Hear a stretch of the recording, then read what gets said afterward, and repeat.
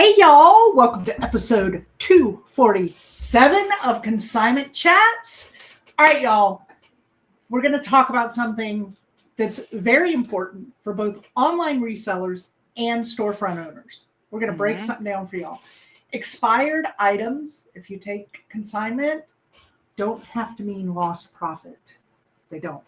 And we're going to break that down. We're going to talk about what happens next. We're going to talk about returns. We're going to talk about donations, markdowns, and how both shop and online resellers handle it. Right? Yeah, that's a good one. I like this a lot. We're going to help you set those clear policies. We're going to help you avoid surprises because I got to tell you something. Between the three of us, we've kind of run the gamut. We've kind of been through it all, both in store and online. So we are speaking from experience when we break this down for you. So hang on, wait till the end. We've got some good advice because even if you tell me, because I know there's somebody who started to listen to this and they said, what? Oh, I don't do consignment. No. I'm a buyout person. Please stay and listen because you do get asked to sell things. We know you do. You have family, you have friends, you have the rando who runs into you at the Goodwill and says, oh my gosh, are you a seller? Will you sell this for me? You got to have this stuff in your toolbox and we're going to help you. We're going to help you so you don't get burned. We're going to help you to do it in a professional way that benefits both you and your consigners. All right. So there we have it. That's what we're talking about today. But first, I got to know what's going on with you ladies. How's your week been? Hey y'all, welcome to Consignment Chats. This is Molly and I'll be joined by my co-hosts Libby and Samantha. Good. Well, it's Monday, so yeah, we're recording on a Monday. Libby, let's talk about your Monday. My Monday. Yeah, I'm going to talk about my Monday because it's all I can think about. Because I was literally flipping shot out of a cannon this morning. It was like just one thing after another, after another. I'm moving furniture. I have people coming for pickups. I am so happy I've been strength training because there is no way I could have done this before. No way. I just imagine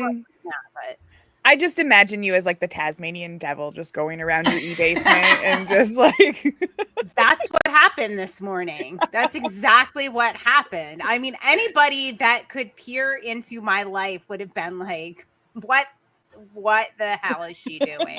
What is happening over there? How is she lifting that and carrying it up this, like, I don't understand what's happening here. It was probably quite comical. It would have made a good reel, but I had to get it done. I couldn't be recording. You couldn't be setting the tripod up. I've seen like good local pickup sales recently. The people are coming to pick up from near and far, and I'm really excited about that too. Pretty decent sales on eBay that are local pickup. One was coming from New York, the other from California. So I love it. I love it when that happens. I just think it's a beautiful thing. Yeah. Plus, I'm getting rid of my furniture. You guys, I was gonna say that's what journey. Yeah. That's what happens when you list all the stuff, all that big stuff, for sure. Yeah. Oh wait, are we recording? I'm sorry. Facebook Marketplace. I'm kind of killing it on Facebook Marketplace too, but I have a local pickup episode about eBay. I will link that up in the show notes. A little tutorial. Don't miss out on that, guys. Just don't. Yeah. That's all I have. Awesome. I'm over here accepting. She's multitasking. Oh, I just got a good offer, so I wanted to accept it, so I did. So there's that. Yeah. It's not like we're in the middle of an episode, right? Prime listers at work. I just got another Poshmark offer. Way to go, Prime Lister. Love that Prime Lister. If y'all don't use it, the link will be in the show notes, so sign up. I'm not currently using it, and my Poshmark sales are dead right now. I'm dead. Girl. I haven't sold anything on there in days. What's up with that? I don't know. My share is sharing, but I don't know. Prime Lister. I mean, this is like a commercial for Prime Lister. Like Molly and I are crushing it. Samantha's over there trying something else other than Prime Lister. And it doesn't bundle the bundles and do the things. Right? Yeah. Yeah. All right. So consider this your wake up call. Right. Right. And make sure you use our link, Samantha, so that we can, get a little bit of a kickback on that. Right. Keep the lights on. We got to keep the lights on. Go ahead. Tell me about your week there, Samantha. I have been trying to get outside more. So I slacked on my listings. That needs to be a little bit fuller than it is, but it's either way, it's not full like it should have been. But I was trying to get outside. I didn't feel very well this past week. So when I did feel good, I was trying to go look at all these rocks. This is Oh, like how pretty. gorgeous. this is like Yes. right down the road from my house. We can go and pick rocks and enjoy the beach. Mm. And we got to do it fast because the leaves are changing, guys. They're changing. Yes, they are. Look at It's that. crazy here. They're all changed. I think we're ahead of you. I don't know what happened. I think Yeah, it's the drought. That one was weird because it was just that one tree in a field of green, but like there's so many, everything's changing here. It's nuts. And they say our peak time is going to be like next Monday or something. Like it's happening so fast. Wow. So you know what Wow. works really well when you're out and about, so you don't have to worry about anything and you're still making sales? Prime Lister. Oh my You could be out gosh. picking rocks, leaf peeping, doing all this stuff. Okay, And sorry. y'all, they are not sponsoring They're this not. episode. They are not This is- sponsoring this episode at all. I doubt they're listening, but if they are, you can sponsor more, I guess, because we're going to talk about you regardless. We just want to see you crush it, Samantha. That's all. Crush it. And all of you out there too. Like if there's a tool that's great that we know works, and yeah, we want to see everybody doing their best and making the sales. 100%. 100%. So make sure to go to consignmentchats.com, see all of our favorite things, click on the links, and you'll be able to get some discounts on all the things that we use and love. And we don't all use the same things, so obviously. Right. But go All right. over and check those out. Yeah. My week, I think one of the things I was most excited about this week was that I got another episode out on Thrift Find Flip. And Yes. it was a good one. It was one, and I did it in the timely manner that I wanted to. I did the sale that weekend, and I got it up that week. And some of the things actually got listed ahead of time, so you can watch it. I've already gotten a couple of comments from people saying, "Oh my gosh, that sale was so well organized. What a beautiful sale." Uh-huh. These people down the street rocked it as hosts of a yard sale. Like they did a great job doing the yard sale, but I found some goodies. So It's check that out. it's a great video. Yeah, I loved it. I had so much fun going along with you. Yeah. I've already sold a couple of more things. That's the thing I hate. Like I love it when they sell before I do it, and I can do the cha-ching pop-ups in my video when I'm editing. But when I do it this fast, it seems to happen the day after I post it. So Right. Right. I just sold another thing this morning, and I was like, oh, I could have put that on there. But I think it's better to get them right out. So that was an exciting part of my week. My sales are up again because we did our list of Palooza last week. So now it's Ship-a-Palooza time. So I got my sales back up because I was actively focused on listing. And as in prior List-a-Palooza style, I've continued consistently listing from then till even this morning. I woke up, took a shower, got Wow. downstairs, made my coffee, listed 5 items before we did our motivation in minutes to keep that listing algorithm going. So I am like jamming it to hit my 12-week year goal for business. Yes. For those I'm of you that excited. don't know, List-a-Palooza is a free listing challenge that we have over in our Patreon and Facebook. We do it in a Facebook group. And it is for all resellers and brick and mortar stores to get you back into the get listing and working mindset. And a lot of us go above and beyond during List-a-Palooza. We cram as much listing as we can in those couple days. And it really boosts up our store and then gets us motivated to keep going. Yeah. And it's super fun, friendly competition. We gave away a ton of gift cards and prizes and Patreon memberships and stuff like that. We have some awesome new people in our Patreon group now. Yes, that was exciting. And then we had our 3 winners, Jill, Shar, and the Dawn. I'm surprised you didn't put the Dawn on here. I thought about it, but you know. And I just wanted to point out that the common denominator between those 3 people is those are the 3 people that were in the 24-hour room with us, listing with us like constantly. Like they were the ones that consistently showed up and were putting the effort in to list and chat with us while we were listing, and like they were all in it. So I mean, really the common denominator is our co-working room. If you want to join our Patreon and work with us on a daily basis. You know what I love about Listapalooza is it makes me challenge myself to prove that I can list so much in a day that I don't normally do in a day. And what I love about that is I prove to myself that, yes, you can list that many in a day. You can. Mm-hmm. And then it makes me know that when I start back after the Listapalooza, that I can cut that down to that goal of, say, 20 listings a day, and know that I can absolutely easily do that in a day, along with my other parts of what I do in my jobs. Yep. We don't like that term, jobs, in my Businesses. life, in my businesses, the other parts of my businesses, and still get that many listings done. Because if I'm able to triple that in a Listapalooza, there's no excuse not to be able to consistently get that lower done on a regular day in, day out of my normal job. So it's a really good way to really realize what you're capable of doing. And I love that for that. And like you say, it gets that motivation going again, and you're like, woo, and you just keep trucking along right after. So yeah, this was a good timed out one going into Q4. So the other thing about my week, I did go to an estate sale. I went Friday by myself without Nick. That video will be coming up this week. Libby is coming to my house Wednesday. I am determined to have that video up before she gets here so that we can play and not work. Yes. But I did an estate sale where I got some goodies. And then when I was leaving to go get coffee after that and go home, I may have made a side trip to another thrift store, and it may have been well worth it. So that'll be coming out this week. Ooh, guys, I just want everybody to know that we also have to wait for this video. I don't. Right. Yeah. We have no idea. Like our surprise will be real. Our excitement is real.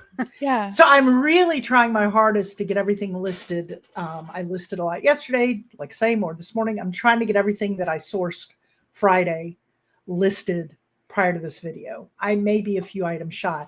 The day that I get, she'll get 90%. Stuff, right? Because I'm a 90%er. The day that I actually source this much stuff on a weekend and get it listed in the video up by Thursday is the day we are going to party like rock stars. Ooh. Now that doesn't mean I go sourcing and come home with 10 items and get it listed. I mean, I had the eBay big IKEA style bag filled to the top plus 2 bags in a box. If I can get all that listed, then woo! Party like a rock. Party like a rock star. Party like girl. So there you have it. You have it. Well, the least I could do is get through my auction hall stuff from. Oh my God, are you still not through the auction hall stuff? Your reseller reflections every time you're like, and tomorrow I'll start on my auction haul, and tomorrow I'll start on. I'm like, oh my Lord, is this just part of your videos now? Like, it was a rough week last week. She got tired of just saying night night at the end of all, so now she's got, and tomorrow I'll start on my action video, night night, and tomorrow I'll start night night. I giggle so hard at the end of every video. Night night. Oh God. All right. Let's talk about something. This is our topic that whenever we're coaching people or we're having a group discussion about consignment agreements, this is the one. And Jason, the Santee Swapper, is the one that really sticks out. He goes, if I had only known this 10 years ago, like this, and so many other people are like, I hate consignment. I don't want to do consignment. I'm just going to thrift and I'm just going to whatever. And then we tell them, well, we do this. And this is the game changer where they're like, oh, well, that actually wouldn't be too bad.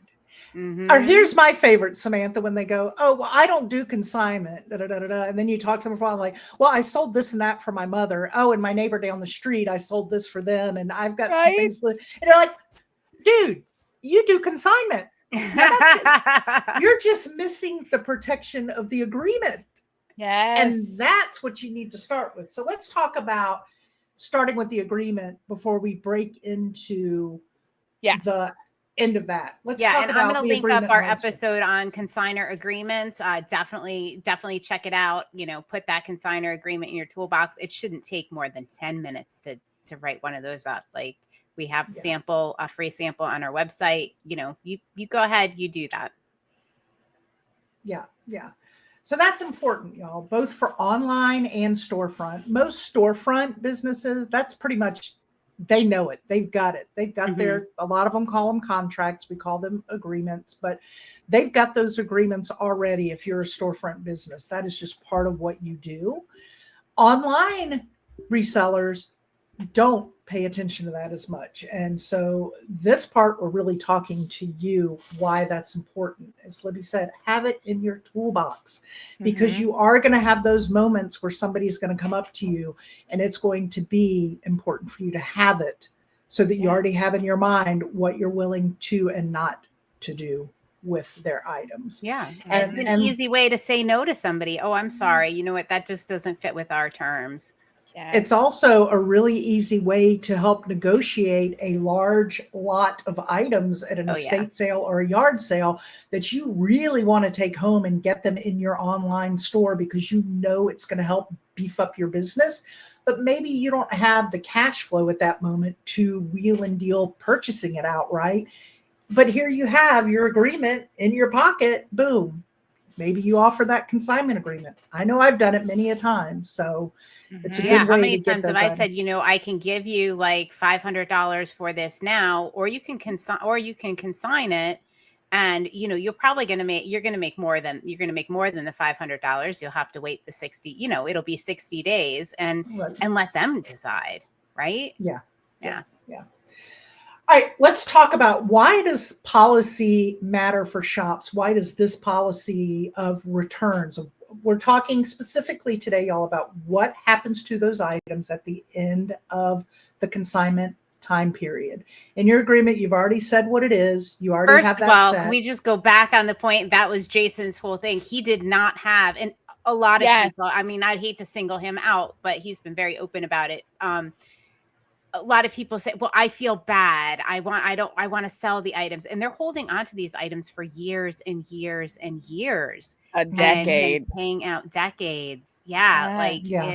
It's not, you need an ends period. I think, I think that is standard. A lot of people feel bad about adding that in. You need an ends period. I don't even think this is like a gray area. You need an ends period for the consignment. You need an end period. Yeah. And you can determine what's best for you. This is important. Number one, it's very clear. It's important for consignment storefronts, because your space is limited in your storefront for what you can hold. And that rotation of those items on your floor are critical. You got to get them moving. So it's very clear why you need that when you're in a storefront. But why is that so important for an online reseller? Like, well, my basement is only so big. There you go. There you go. My extra bedroom over here, it's already overflowing. Oh, it's busting at the seams. Yeah. Your storage space in your home, or maybe you have a warehouse, or maybe, some kind of a unit that you store it in, but it's still, your space only has so much to put those things in, right? So you've got to have that turnover. For me in my house, I want that turnover because, y'all, the clutter in my house right now, it's real. Right? It's real. Libby will be at my house this week, and she'll see how real it is. I'll feel right at home. Another thing is, if you switch your business, if you start selling on a different platform and your business model changes, or you've decided that you're going to niche a certain way, or the items under a certain dollar value you're not going to put effort into anymore, something like that. If you are locked in and don't have a time frame on older items, that prevents you from moving and flexing your business as needed.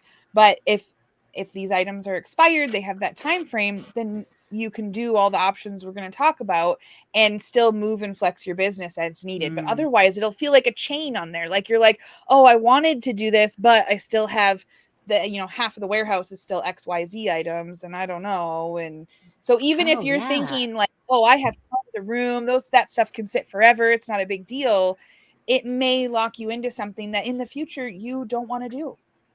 Very good point. Yes. Very good point.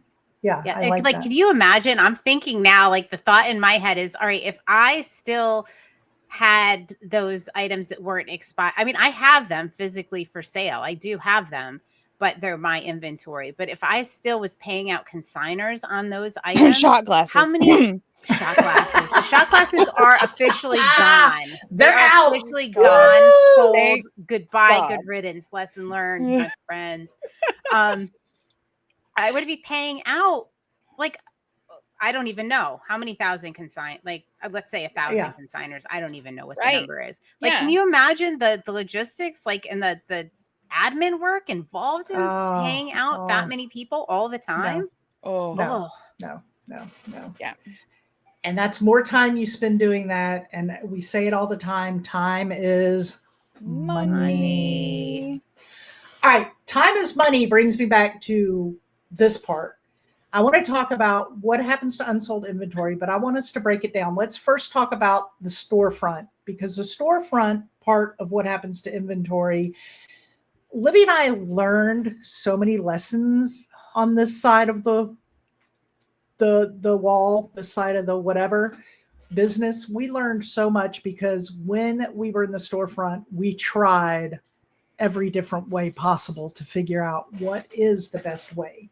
You go in, and know this too, your agreements can change. We do talk about that. We go in with what our agreement is. We get the shop open. We start doing this, that, and the other. And after 6 months, we're like, what is happening? So let's talk about storefront first. What are the options for what to do with those items when they come to the end of their term? What are the options, and what are the pros and cons of those different options? Yeah. So, all right, the items are expiring. A lot of stores do a markdown schedule throughout the life of the item on the floor. Some do just a slash toward the end. But your goal mostly is to get that item sold for the consigner within whatever your time frame is. So you can use like a markdown reduction schedule. You can run a sale. You can do whatever, but those items are eventually going to have to come off the floor to make room for the new inventory coming in. Yeah. So for sure. So the different options that you have for those items are donate, right? Pick up. What else? We do the markdown schedule. The markdown, you have your sale. It comes to the end of the term. Then what? They can pick up those items. You can donate those items, or you can turn those items into store inventory. What? I know everybody's like, that's not even an option. What are you talking about? It is. We do it every day, and it definitely is totally fine. Yeah. Like for the brick and mortar, we did that. We did it like we used them for charity sales. Like they would become store inventory. We had a $2 rack outside at all times, and then we would stockpile stuff for a monthly charity event. But this is my favorite promotion we've ever done. And if you are in a brick and mortar, everything about this was great. You remember the check-in at the checkout? Yep. So you would check in on social media, you would tag Conchi Consignment. You would say, if you were using Facebook, you would say you were at Conchi Consignment. You would post that on your Facebook page, and you'd get a free item off the sales rack. Like people loved this, and it was free advertising. It was so beautiful. And yeah, who doesn't love a free item? And some people wouldn't even want something off. They'd be like, oh, that's cool. Yeah, I'll do that. Yeah. And we had jewelry out there. Like it was really, really fun and free promotion. Like, what better thing could you get than that? I loved that $2 rack. It was so much fun. I did too. Our customers loved it, and we didn't pay anything for it, right? Yeah. Nope, not at all. And our consigners that would come in and shop, like sometimes that's a worry of, store owners, is like they would come in and they would see that. These people, the vast majority would be thrilled, like their items are being used for that, or their items are going toward a charity sale. They'd be like, oh, that's my item, oh, the proceeds are going to, LLS this month, or whatever it was. I've literally had people come to my sales and buy, like I had a community garage sale, and I had a rack kind of like that, just cleaning stuff out real cheap. And I had someone buy back one of their items, and I was like, girl, that was yours. Like, you could just have it back. And she was like, no. She goes, you put all the time into it. I'm still going to give you the $1. She's like, I just decided that this shirt will actually fit me now, so I'm going to take it back. And I'm like, okay, good job. All right, you do you, boo. That's so fun. I love that. Yeah. All right. So let's say you're in the storefront and you give your consigners the option to pick up their items at the end of the time period. The things you need to think about that are what kind of time period do they have to pick those items up within 7 days, 14 days? And what's that process going to look like? Because we did it. And we did it in several ways. We did it where we had employees, and I'm talking as if I'm the business owner. Libby owns it, but I was in there managing it beside her. But we would have employees come in, and part of their job when they came in would be to print out the list of expired items and spend their time walking up and down the aisles, pulling expired items. And then you would take those expired items and scan them out of the system and then take them back and go into the back room, find the box with that consigner's code, and then put that item in the box. Do y'all see what I'm saying? Are you hearing me? Are you understanding this process? It's a lot of touching. It's a lot of touching. It's a lot of time. It's a lot of money, right? 'Cause you're paying somebody to go around and do this. Sometimes we would have to, like, there was such a large inventory. I'd have to pay somebody to come in on Mondays when we were closed to just do that. Like it was a large investment of time and money to do it this way. Yeah. So that is something we really want you to think long and hard about, because we started that way. And then we turned to, what was the next one? We did try pull your stuff off yourself. Yeah, let's go back to the putting it in boxes at the back. I think we have some more stuff we can talk about that, because it was on a couple levels it didn't work, right? Okay. People wanted to pick up their items. We had, I believe it was a 2-week time frame that once their consignment was expired, they could come pick it up. What would you say, about 10% of people actually came within the 2-week period to pick it up? Yeah. Then what do you do? Do you send them, I tried the reminder calls. That was a freaking disaster. Yeah. I tell people now, like, if you need to have people track their own expiration and time, because the old adage, how many reminders do people need? Right. Yeah. Right. As many as you give them. Yeah. Yes. Yeah. So make sure that you have something in place. And I mean, we all use Consign Cloud for our consignment tracking. You can use code chats and try them out. And so you can put expiration dates in there, time frames, all that stuff. But then make sure, like, okay, what's your process? Every week, are you going to send out an email to people that have expired stuff coming up? Like, you got to make sure you have that. But you can't just say, oh, well, your stuff expires after 6 months. And then, like, when they come in 9 months later, you're like, oh, well, that was 3 months ago. You should have known. Like, you have to have that thing in place to make sure that you're telling people. And some people, some stores at drop off will write that date down, give that person that date that they can pick up, like on the drop off. And then they alleviate themselves of any reminders. The online portal is great for that. People can see when their stuff is expired. I caution to get into the reminder business. I really think it's dangerous. It really did not work for us. Then you'd have people saying, well, I'm on vacation. I need another 2 weeks. So I need another. And then, our back room was filled with horrible, filled floor to ceiling, filled with people that were, pick up or pushed it off a week or two, or can you please, or, and you try to make your customers, your consigners happy. And it just, it was space, it was time, it was money, it wasted.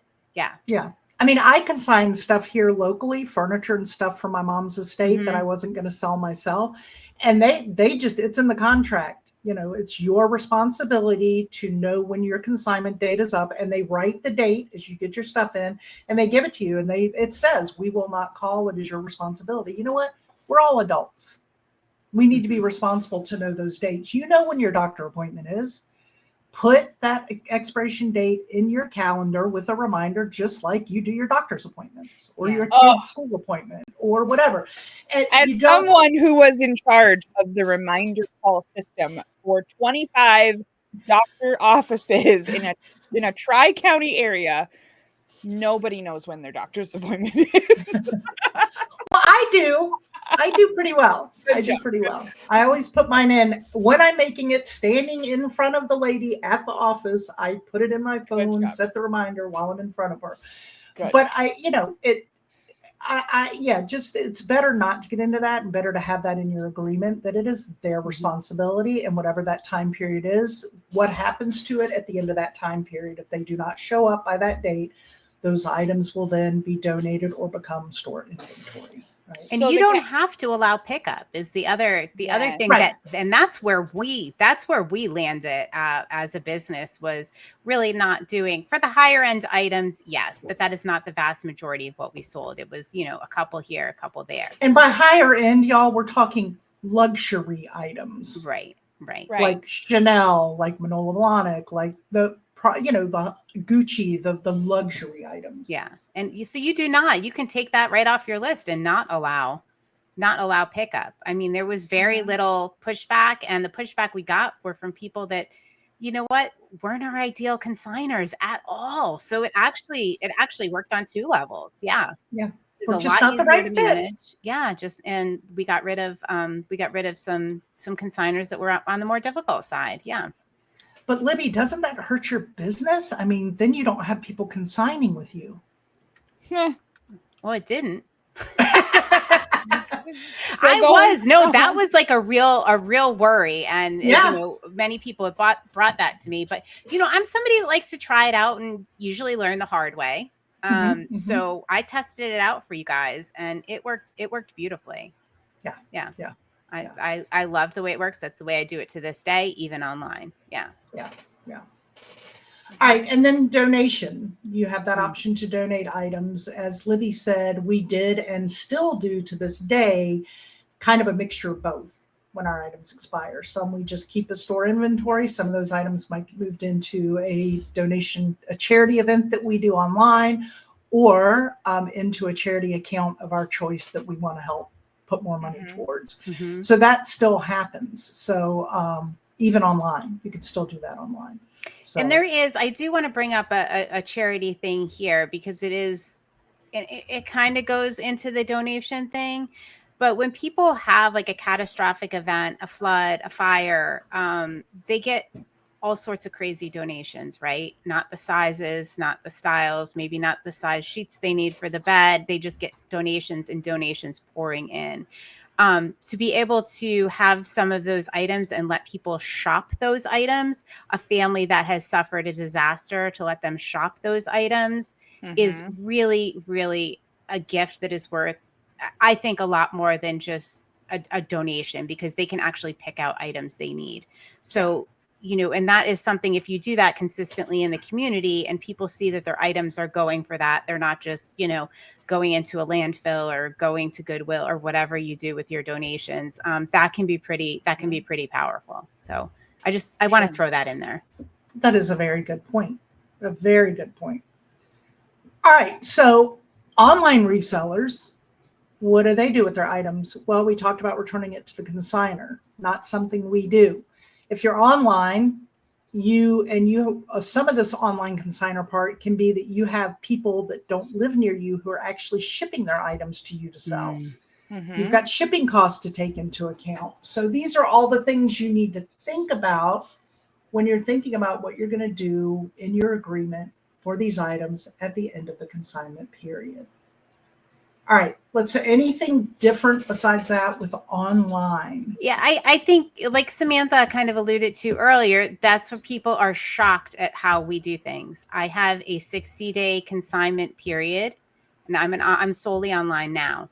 60-day online consignment period. I sometimes do like 2-week grace period where I mark the items way down. I do 50% off to do my best to get them sold for the consigner.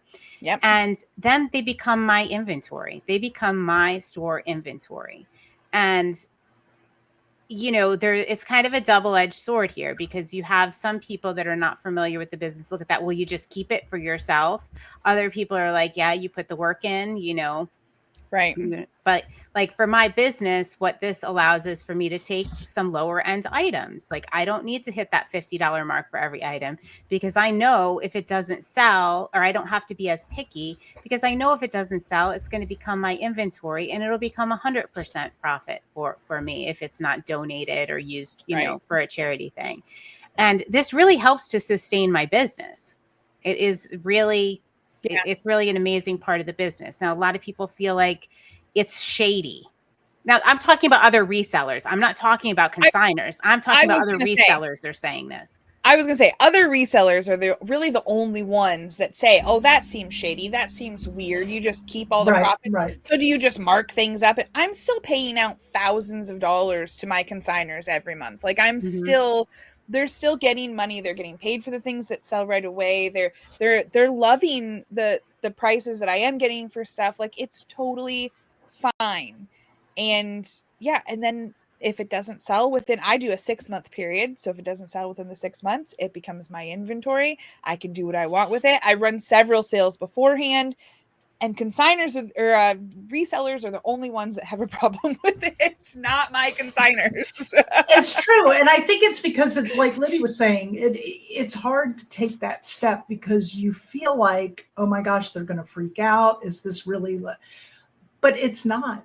We are all here telling you it works. We've got very successful businesses doing it. We have many consigners who absolutely love what we do.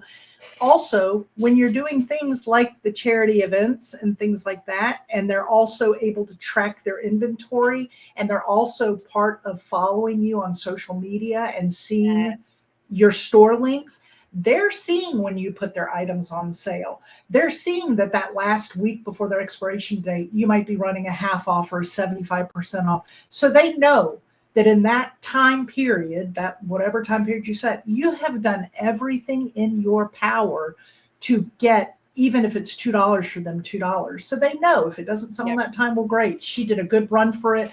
If you are transparent with everything you do, if you are putting it out there and they are seeing this and they do follow your stores and your social media, which I highly recommend you encourage them to, whether it's through email or whatever, they can see their items. They can see how you run your business. And we all know, for anybody who deals with social media marketing, the more you put yourself out there and the more that you show your process and who you are and what you do and what your business does, the more trust you build with your clientele. They want to know you. They want to trust you. And that is why none of this has ever been a problem for us. Yeah. I mean, transparency, like you should be as transparent as you can. Like, don't, sugarcoat it and not tell people what happens or try to like skirt around. No, you need to tell people exactly how you do it, exactly what they can expect, and make sure that fits with what they want. That's all. Yeah. Y'all got this. You can do it. Oh yeah, for sure. I'm sure people go back to earlier episodes, like when I was first coming on, I was probably the reseller that was like, you do what? Like, what? Right. And then I switched my business to that and I love it. It's great. Yeah. And then you don't have to worry about it. And, you give them as much time as you can to get that item sold. And then it becomes your store inventory. And then you don't have to worry about if your storage unit's getting too full. You can go through all that, pull stuff and run a charity event and put it out there. Charity event for whatever, and clear that stuff out to give yourself more space. Trust us. It works. It's wonderful. It saves you time. Time is money. You're not spending all your time doing all this other stuff, pulling items, reminding people, blah, blah, blah, blah, blah. That just makes me flush toilet sound, because that's what you're doing with that money. You're flushing it down the toilet. I didn't know where you were going with that. Okay, I got it. Flushing it down the toilet. It's all, when you do all that, it's just too much time on those items. Yeah. And most of those items you're doing that on, in the end, even if they sold at full price, we're going to bring you how much profit? Right. 10, $20 maybe. I mean, don't do it. Think about it. So anything else to add? Let's see, I'm asking you before I start my closing, because gosh knows y'all love to interrupt me. I'm afraid now. Jeez. Anything else? Anyone? Bueller. All right, shops or online sellers, set clear policies, protect your profits, and keep it moving. We got to move it. All right, kids. Until next time. That was fun. All right. Cheers. Here's my paintbrush cup because I don't have water. Look at you guys being good. And I'm drinking an energy drink. Jeez. Got my sticky note. I need to focus today. There we go. Proud of you. Thank you for joining Libby, Molly, and Samantha, the ladies of Consignment Chats, as we grow your reselling business. For all things Consignment Chats, visit us at consignmentchats.com and join our free private communities on Facebook and/or Patreon.